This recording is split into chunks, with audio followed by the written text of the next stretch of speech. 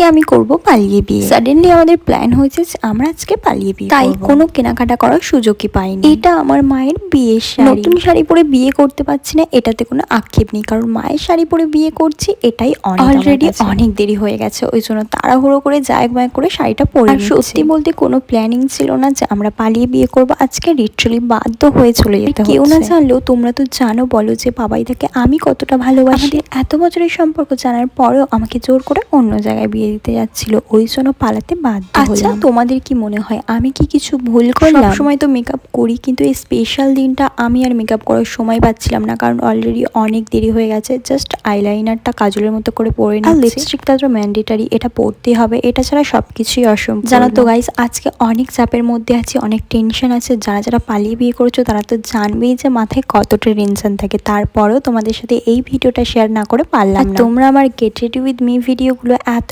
ভালোবাসা দাও, তাই আজকের ভিডিওটাও না করে পারলাম না। আর বাঙালি বিয়ে বলে কথা, একটুখানি কলকা না করলে তো হয়ই না, কিন্তু এত তাড়াহুড়োর মাঝখানে কলকা করার তো কোনো টাইমই পাচ্ছিলাম না। ওই জন্য একটু মিনিমাল কিছু জুয়েলারি পরে নেবো, যেমন কানের। আর এই কানেরটাও আমার মায়ের, যেটা আমার মা আমার জন্যই তৈরি করে রেখেছিল। আর এখন আমি পরবো এই হারটা, এই হারটাও মা আমার জন্য তৈরি করে রেখেছিল অনেক ছোটবেলায়। আর গাইস, আমি রেডি হওয়ার সাথে সাথে পিছনে আমার মণ্ডপটাও রেডি করে নিয়েছে। আর বর আসলে বলে আরো কিছু জুয়েলারি পরে নেবো, ততক্ষণে বর আসে। আর গাইস, তোমরা যে নাকের নথটা এখন দেখছো, সেটাও কিন্তু পিওর গোল্ডের। আমার ঠাকুমা আমার জন্য এই নাকের নথটা তৈরি করে গেছে। একটা টিকুলি পরে নিচ্ছি। আর আজকে আমি যে জুয়েলারিগুলো পরেছি, সেগুলো একটাও কিন্তু কেনা জুয়েলারি নয়, সবকিছুই পিওর গোল্ড। পালিয়ে বিয়ে গাইস, তোমরা তো বুঝতেই পারছো যে আমি কোনো শাঁখা পরতে পারিনি আগে, ওই জন্য প্লাস্টিকের দুটো শাঁখা পলা আর একটা সোনার চুড়ি পরে। আর গাইস, তোমাদের মনে হতেই পারে যে আমি মিথ্যা কথা বলছি, তাহলে আমার ফটো নিচে আমার বিয়ের ভিডিওটা দেওয়া আছে, তোমরা গিয়ে একবার দেখে আসো। যাই হোক, আজকের জন্য এইটুকু, টাটা।